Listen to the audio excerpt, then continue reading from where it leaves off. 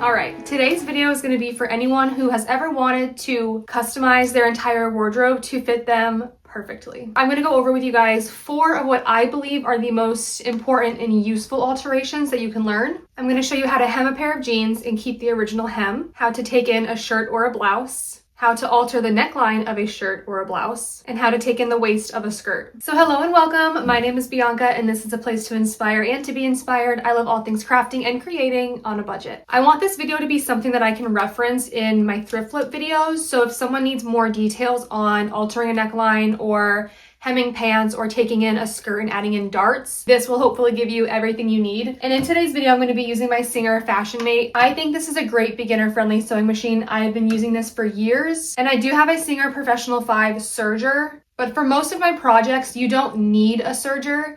It would definitely help if you're a little bit more advanced and you want to make your pieces more durable and if you want to make them look more professional. But you can use a standard sewing machine to finish off those raw edges.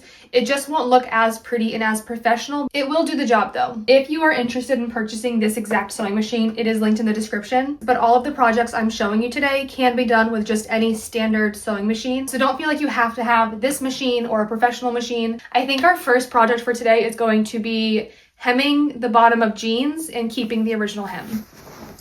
And these are the jeans that I'm going to be using this method on. And this is going to work the best on straight leg jeans. If the bottom of your jeans are tapered in like skinny jeans, it's not going to work for you. And if the bottom is flared like boot cut jeans, it will also not work for those. So this method works for straight leg jeans, and it's also going to require some cutting. So you want to be very specific when you're measuring how much to take off. For this alteration, you're going to want some kind of ruler, some clips, a pair of fabric shears, and I'm going to be using this disappearing ink. The brand is Sewology. So off of the original length, I want to remove 2 inches, and we're going to be keeping the original hem here, which is about 1/2 of an inch. So at the 2-inch mark here, I'm going to add another 1/2 an inch. So I'm going to mark 2.5 inches here.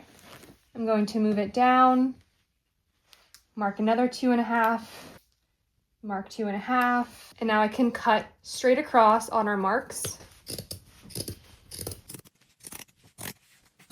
And now for this hem here, I'm going to cut leaving about 1/2 of an inch.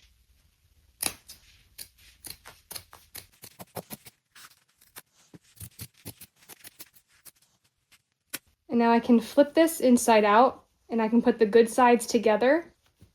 And I'm going to start pinning this all the way around.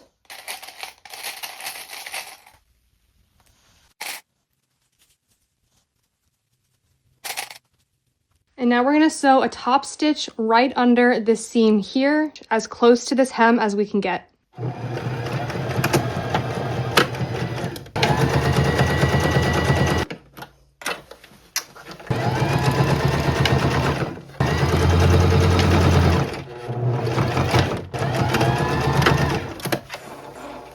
And I forgot to mention, another tool you're going to want for doing this is a seam ripper, because now we're going to go through and seam rip the original hem so that we can open it.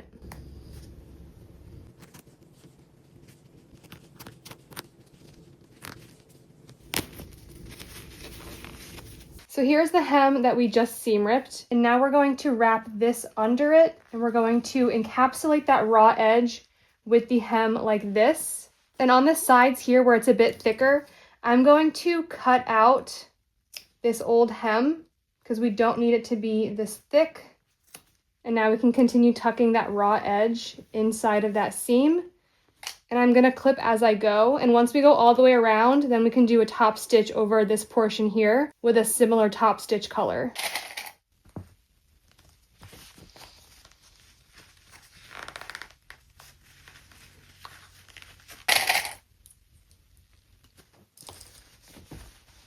And now that hem should look something like this. And then this is from the inside. And now I'm going to sew right on top of this hem along this top edge. And I'm going to try to match this top stitch color with this color here. I'm pretty sure I have a very similar tan.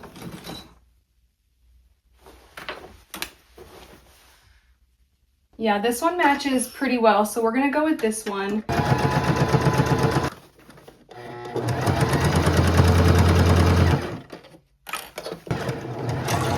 And these are the final results after taking off 2 inches from jeans and keeping the original hem. This thread is a lot thicker, so the color shows up a lot more. But other than that, I think it's pretty seamless. And here's how it looks from the inside. And I wanted to get one side completed entirely so that I could show you the comparison between the two.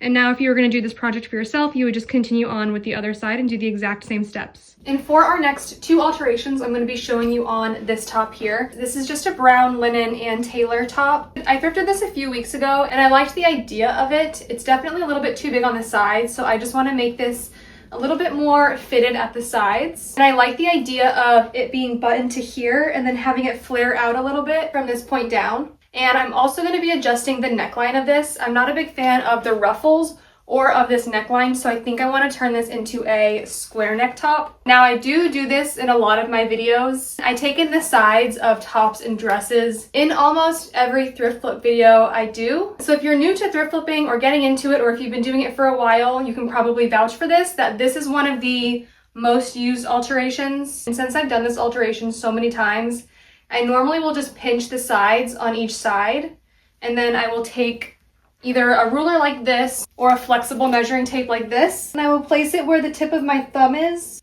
So that's about 1.5 inches, and since I pinched the same amount on each side, I know that I will need about 1.5 inches on each side taken off. And since my waist is my smallest point, I don't want to take off 1.5 inches off the entire side. And if I pinch under the arms on the side of the bust, I think I can get away with only taking off like 1/2 inch. And then off the bottom here, I think I can also get away with taking off just 1 inch. So at the waist, I'm going to take off 1.5 inches. At the bottom, I'm going to take off 1 inch. And then at the top here under the arm, I'm going to taper it down to like a little under 1 inch. And I added this clip here to know where my waist was. So this is where we're going to be taking off the 1.5 inches. And I'm not going to measure from this outside here. I'm going to measure from that stitching. So I'm going to mark 1.5 inches. And since those marks are pretty hard to see, I'm going to go over this with my white chalk. And now I can just connect these two together. And then under the arm, I wanted to do a little less than 1 inch. So now I can connect these together, and I'm just gonna have it taper into that inseam up at the armpit because I don't want to take anything off of the sleeve here. And now I can do the same thing to the other side, and then we will do a straight stitch following this line here.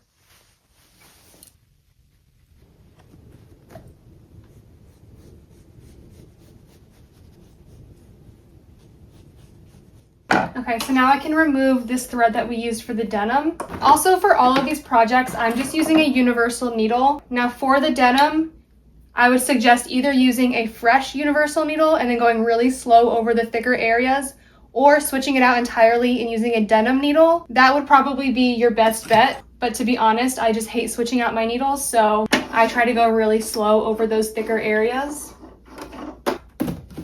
And I'm doing a straight stitch with my tension set between a 6 and a 5, and my stitch length is between a 3 and a 2.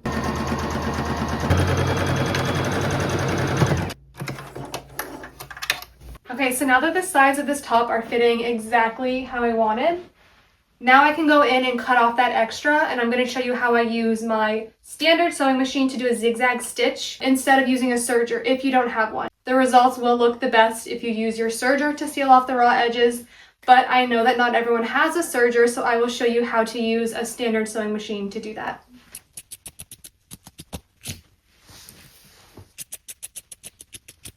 So for my project, I will be using my serger, but I'm going to use this scrap piece here to show you guys how I would do it with a standard sewing machine. So while your needle is in the up position, you're going to want to turn it to a zigzag stitch, and we want a really close stitch length, so we're going to turn it to a 1, and I'm going to keep my tension around a 6 for this project, and I'm just going to go right along that raw edge.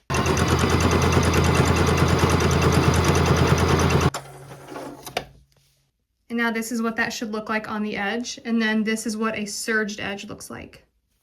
So now that we've cut and dealt with those raw edges on the sides, I'm going to show you guys how I altered the neckline. I want this to have a square neckline, so usually what I do is I look in the mirror and then I decide how far in from the shoulder seam do I want it to start, and then I will add an additional 1/2 inch for seam allowance. So I want the front of the neckline to be about where this pink tank top is. So I'm going to add a clip on each side, right where the pink top is. And since this is exactly where I want the neckline to sit, I'm going to add an additional 1/2 inch. So I'm going to mark a 1/2 inch above each clip. And then once I decide how wide I want the neckline to be, I'm going to add another 1/2 inch for seam allowance. So I made 3 different marks, and now I can connect all 3 of them together and make a 90-degree angle. And then I will also cut it around the back of the neck. And then to hem it, I'm going to be using double fold bias tape. So I cut off those ruffles that went along the neckline here. And then from this mark down, I did seam rip the sides of the buttons here. And then I removed the ruffles and then I stitched over it. And I didn't bother including that in the video since I feel like it's kind of irrelevant. But anyway, so now I'm just going to measure all of these marks out and then make it symmetrical on each side. So this mark is about 2.5 inches from the shoulder seam. And now I can do the same thing on this side.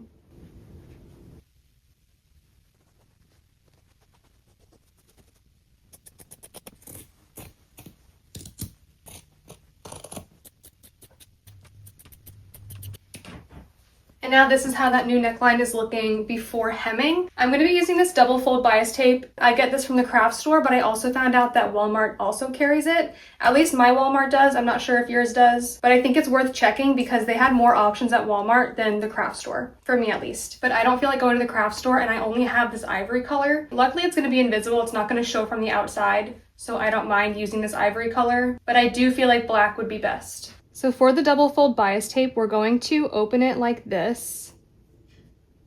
And we're going to pin this with the good sides together like this. And we're going to go all the way around the perimeter here.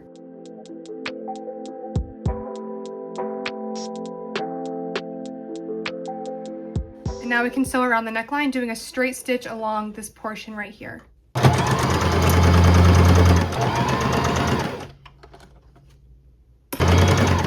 And then when you get to a 90-degree angle with the needle down into the fabric, you want to lift the foot and then you want to pivot the fabric and then put the foot back down. And now we can continue going along the front of the neckline. So now the raw edge should look like this. And if we fold the bias tape over like this, and now if we sandwich that raw edge, so both sides should look like this. And now if we fold it under again, so that from the outside, we cannot see the bias tape, now we can just do a top stitch over this, and then the inside will have the bias tape. So here's how it looks now from the inside, and now we're just gonna go along and do a top stitch along the whole perimeter.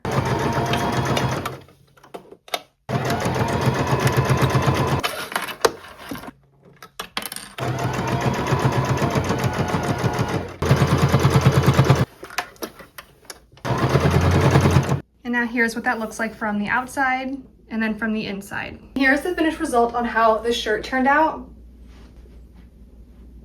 I love this. The only thing that I would say is I wish that I went to the craft store and got black bias tape, because I did need to go in and use a Sharpie to color in the white, because at certain angles you could still see where the white bias tape was. Just use black bias tape. It will save you the trouble of having to go in and add Sharpie later. So there's one more project I want to do today. I want to show you guys how I take in the sides of a skirt. This one was not thrifted. It's from Motel. I got it a few months ago and I've never worn it because it doesn't fit right. I need to take in the waist a smidge, so I'm going to add a couple darts to the back.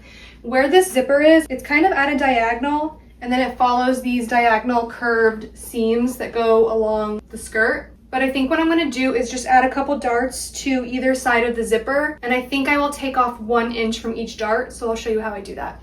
So this is how the skirt looks on. I want it to sit just below my belly button here.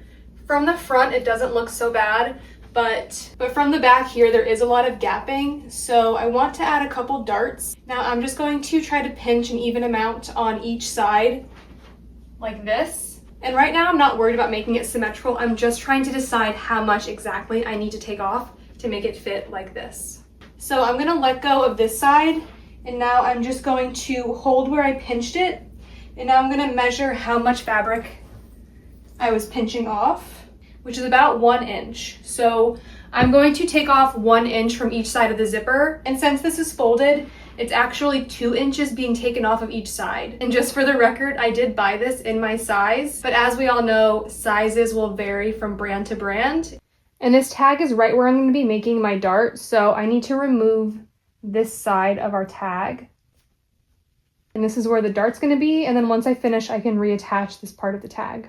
And I want it evenly spaced on either side of the zipper, maybe at the 3.5-inch mark. Okay, and now I'm going to mark 1 inch on either side of this. So we're taking off 2 inches from each side. I'm just going to make a triangle like this. And now we can fold it with the good sides together. We're going to use the center mark as our center seam, and then we're going to match up each side. And now I'm just going to add a few clips along that center seam. And now we can sew along this line here on each side.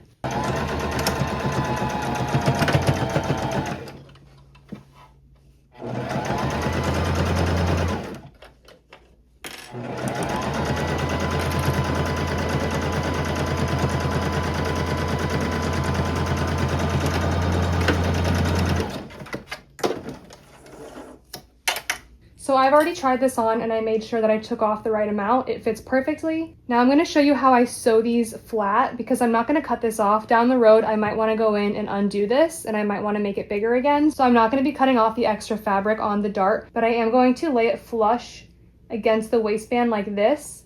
And then I'm going to do a top stitch right along this original top stitch.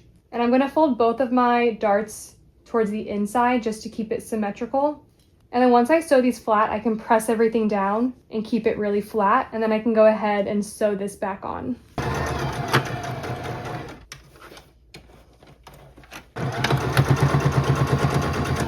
And now here's how that skirt looks after our alterations.